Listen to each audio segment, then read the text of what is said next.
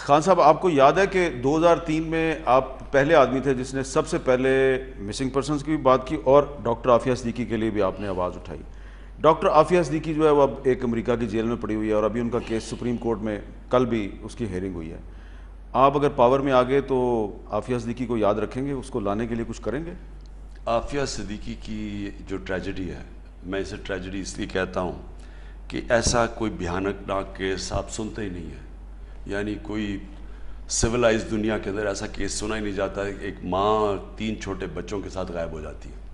اور مجھے اس طرح پتہ چلا, آپ کو پتہ ہے میں آپ کے پروگرام کے اوپر بھی پتہ نہیں بات کی ہوگی, 2003 کی بات ہے, آج سے 15 سال پہلے. ان کے ماموں مجھے ملنے آئے یہاں, میں تب E7 میں تھا, تو انہوں نے مجھے کہا کہ یہ مجھے کہانی سنائی. یہ میں نے پہلی دفعہ سنا عافیہ صدیقی کا. میں نے اس کے اوپر پریس کانفرنس کی, بولا اس کے اوپر, تھوڑی دیر کے بعد بات ختم ہو گئی. اس کے بعد 4 سال کے بعد ایوان ریڈلی ایک جرنلسٹ ہے جو مسلمان ہوگی, جو برطانیہ کی, وہ مجھے یہاں ملنے آئی اور اس نے مجھے کہا کہ ایک خاتون کی چیخوں کی آواز آتی ہے افغانستان میں, ایک جیل ہے بگرام میں, اور وہ میرے ساتھ اس نے کہا کہ آپ اس کی آواز اٹھائیں, کیونکہ جو وہاں سے, جو بگرام سے گوانٹانامو میں گئے تھے برطانیہ کے 2-3 مسلمان قیدی, انہوں نے اس کو آ کے بتایا جب وہ گوانٹانامو سے آئے برطانیہ واپس چھٹ کے, تو انہوں نے کہا کہ ہمیں ایک آواز ایک عورت کی آتی تھی چیخوں کی, اور اس کا خیال تھا وہ عافیہ صدیقی ہے, ایوان ریڈلی کا. میں نے پریس کانفرنس کی, اس نے اور میں نے مل کے, یہ 2007 کی بات ہوگی. اس کے بعد اگلی بار یہ پتہ چلتا ہے کہ وہ چند مہینوں کے بعد وہ پہنچ جاتی ہے امریکہ اور اس کا عدالت میں کیس ہوتا ہے. اور مجھے افسوس سے کہنا پڑتا ہے کہ پاکستان کی گورنمنٹ کا جو رویہ تھا, اپنے ایک شہری, ایک عورت جس کے 3 بچے غائب ہو جاتے ہیں, پھر ان کی بہن ڈاکٹر فوزیہ صدیقی نے اس کو بڑا اٹھایا ہے, اس کے بھی خیر ہم نے کیا, لیکن کوئی سننے والا ہی نہیں تھا. انشاءاللہ تحریک انصاف کی جب گورنمنٹ آئے گی, ساری, صرف میں عافیہ صدیقی کی بات نہیں کر رہا, ساری دنیا کے جیلوں میں پاکستانی پڑے ہوئے ہیں. آپ حیران ہوں گے پاکستانیوں سے کیا سلوک ہوتا ہے باہر دنیا میں.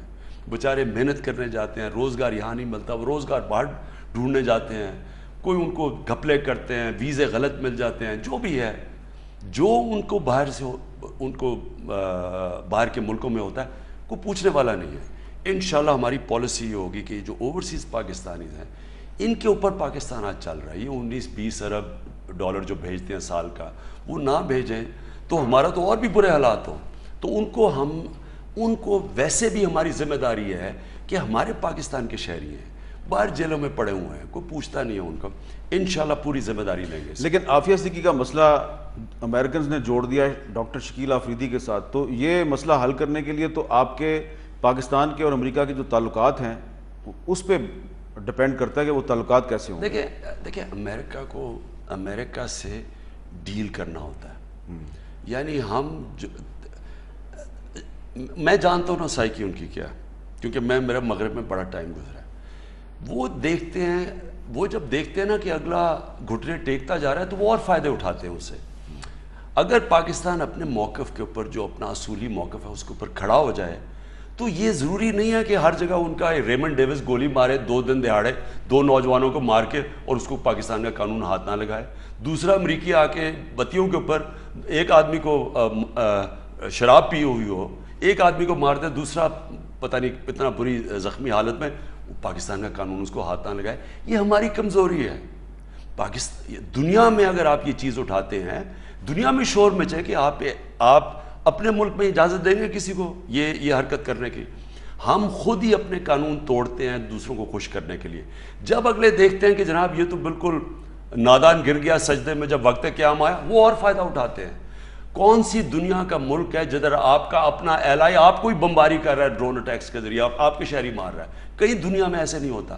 لیکن مجھے جب جنرل مشرف نے وار آن ٹیرر میں حصہ لیا, میں آل پارٹیز کانفرنس میں ہم ملتے تھے جنرل مشرف سے, آہستہ آہستہ ہم دیکھتے رہے کہ پاکستان امریکہ کے سامنے گھٹنے ٹیکتا گیا. آخر میں انہوں نے جو آیا کیا, اور یہی جو ڈرون اٹیکس اینڈ میں جس طرح کیے, بے دردی سے ہمارے لوگ مارے, اور اس کا پھر فال آؤٹ پاکستان کے اوپر ہوتا تھا. اٹیک وہاں کرتے تھے, وہ بدلہ ہمارے سیکیورٹی. آپ ڈرون اٹیکس کی بات کریں تو ریسنٹلی ایک ڈرون اٹیک میں ٹی ٹی پی کا جو سربراہ تھا ملا فضل اللہ افغانستان میں مارا گیا ہے.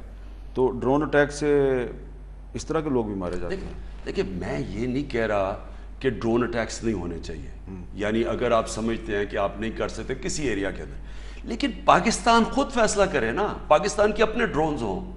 اگر ہم نے یہ کرنا ہی ہے, ویسے میں آن دا ہول یہ جو اسٹریٹجی نا بمباری کے کر کے ٹیررزم سے لڑنے کی, میں اس کے بالکل خلاف ہوں. ٹھیک ہے, کیونکہ اس سے بے قصور لوگ مارے جاتے ہیں.